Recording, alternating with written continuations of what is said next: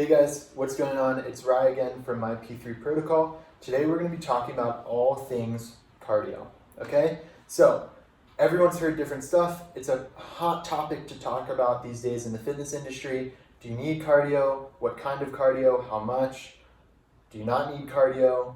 What are the answers, right? Everyone says different stuff, and we're going to talk about it all today. So, sit back, and we are going to answer your questions all about cardio. Okay, so what even is cardio? Everyone says cardio, the industry says cardio, everyone's heard of cardio, but what even is it? So for me, when I hear cardio, I think of something that's going to elevate my heart rate and generally make me breathe harder than I am just standing here right now, right? So I think that generally can kind of cover what most people view as cardio. Now, everyone has different forms of that. So some people going for a hike is cardio. Some people, for them to think of cardio, they need to blast themselves on a treadmill, running at the highest level, at the highest incline, and collapse on the ground afterwards. There's a million different forms. Some people say go slow and long. Some people go fast and hard and short. Some people say in the middle. Some people say you don't need it. Some people say it's necessary for life. What are the answers, and how does it revolve around you, your goals, and what you're looking for? So I think the biggest thing to start with are there two main categories that we can think of cardio as falling into. One would be kind of the steady state, slow and long approach. So something like maybe walking, biking, jogging at some level, stuff like that, swimming. The other one would be fast, hard, and short. So things like sprinting, kind of CrossFit, HIIT workouts, and all sorts of things like that. So those are the two ends of the spectrum. There are benefits to both. I'm not going to say that one's terrible and one's great. There are benefits to both, and it all revolves around what your goals are and what you're looking for. So we have our two spectrums. One, slow and long, keeping our heart rate a little bit lower, trying to sustain a pace for a long period of time. The other one, hard, fast, and short, trying to jack up our heart rate and go super hard and just kill ourselves. If there are two categories, both of them do a similar thing. They can both get a similar thing accomplished. That would be, like I said, getting our heart rate up, elevating our breathing, and therefore elevating our metabolism to burn calories. So a lot of people think of cardio as in burning calories, or they think of cardio as kind of exercising our heart, making sure our heart is healthy. So both of those methods, short and fast or slow and long, get that accomplished, but in different ways. Okay, so either way, your heart is going to beat a little bit faster, you're going to get out of breath, you're going to sweat, and you're going to burn calories. Now, if those are the main goals for most people, aside from sport-specific athletes like triathlons or marathons or really any sort of sport, if most people fall into the goal, other than if they just like it, of elevating their heart rate to either keep their heart healthy and or to burn calories, that falls into both of our two main kind of buckets, slow and long, fast and hard. Now, let's say that I hit the nail on the head a second ago, and what I just described as in someone who's either looking to keep their heart and body generally healthy or looking to lose weight and expedite that by burning more calories through cardio. And if I hit the nail on the head and that's you, then perfect, we're going to talk about it. If you like doing cardio and it's part of your kind of daily routine, weekly routine, and it's already incorporated in your gym time, or that is what your exercise looks like, fantastic, nothing wrong with it. If you don't like cardio, but you hear that people say you need it, that's kind of what we're going to talk about here in a second, okay? So the benefits that you've all heard of in terms of burning calories and keeping your heart healthy, all of those are real. Those are all legitimate. That's all, there's no debunking with that. Those aren't myths. Those are all legitimate things, and to some extent, everyone should have some sort of movement to, at some level, elevate their heart rate throughout their life, right? So what we don't want to do is just sit on a couch and never move and never, increase our heart rate or anything like that. But that doesn't mean that we need to go into a CrossFit gym and throw stuff over our head and kill ourselves going as hard as we can for 5 minutes and not be able to function afterwards. There are happy mediums in between.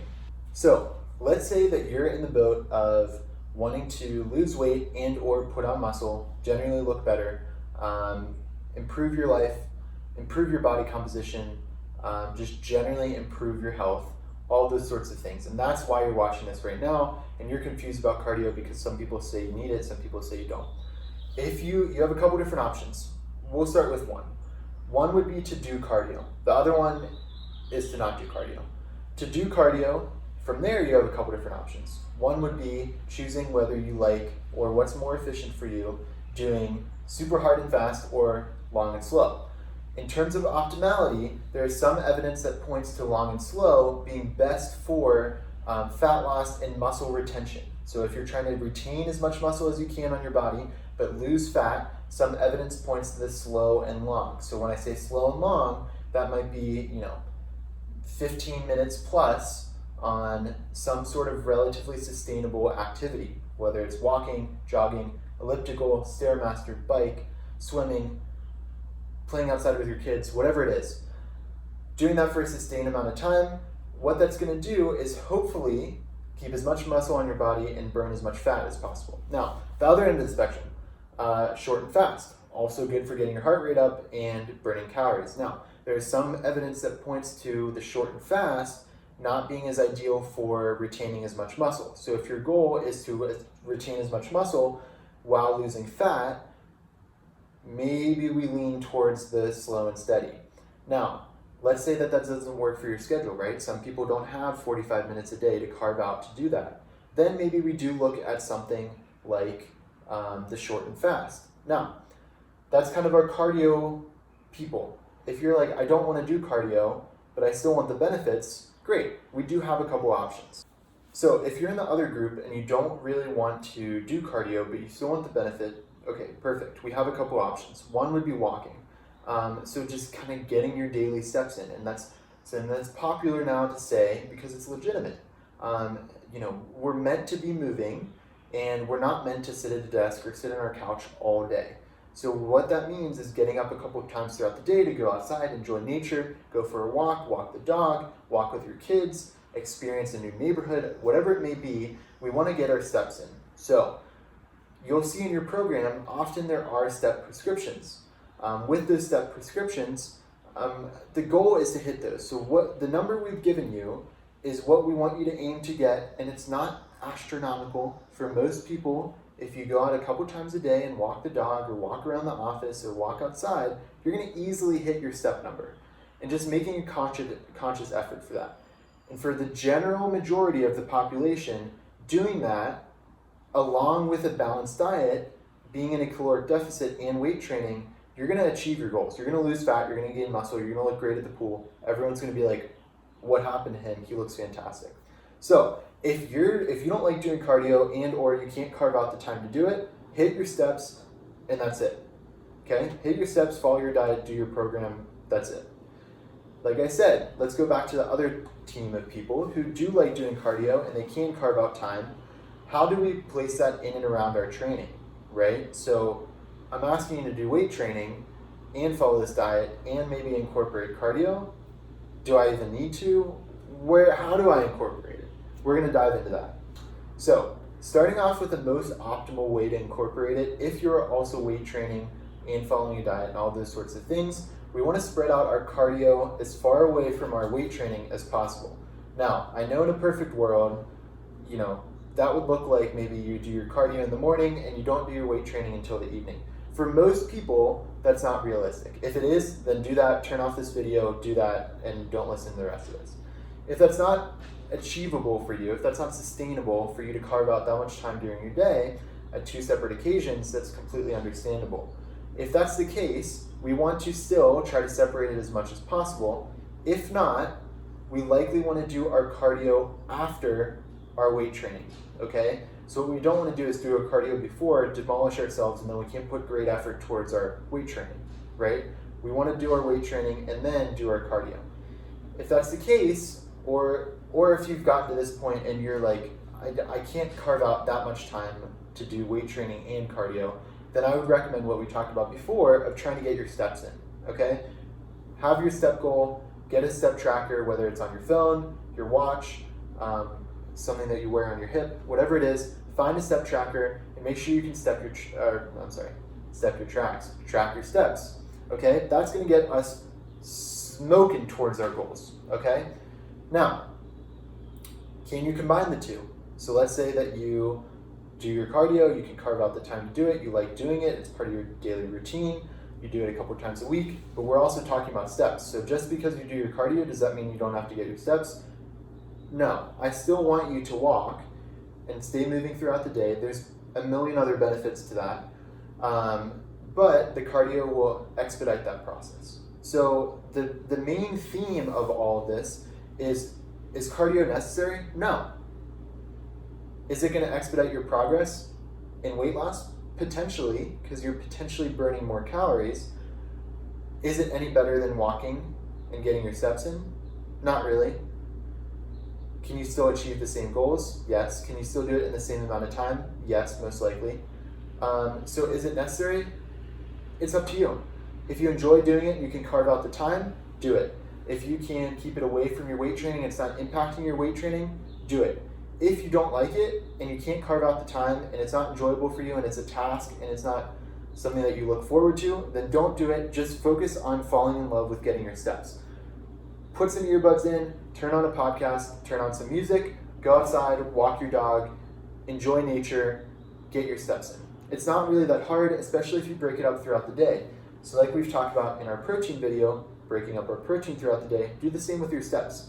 Maybe in the morning you go for a little walk with the dog, get up a couple times throughout the workday, take a couple flights of stairs if you're in the office, walk the dog again in the evening, and then you've likely hit your steps. It's not that much to carve out, 7,000 to 8,000 steps a day. That doesn't mean that you have to go full into it, right? So obviously I understand that life happens and I'm not asking you to make these massive life changes and cut off your family and all this sort of stuff, but ease into it. So maybe if right now you're only getting 2,000 steps a day, let's aim for a week of 3,500 or 4,000. Once we can do that for a week, let's aim for 5,000 or 6,000. Once we can do that for a week, aim for 7,000 or 8,000. And then you're all of a sudden, after a couple weeks, you've built habits to surround getting 7,000 to 8,000 steps a day, if not more. If you work a super laborious job, if you work in construction or you're always on your feet, you're probably already getting your steps anyways, and then cardio is an option, but you're doing enough already. So think about what your lifestyle looks like. Think about how you can improve your lifestyle by maybe getting your steps, or if the step thing is something you already do and it's just not appealing, think about the cardio aspect. And like we talked about, there's two different kind of buckets, long and slow, hard and fast, short. They both have their benefits. One is potentially the long and slow, a little bit more optimal for retaining muscle and losing fat.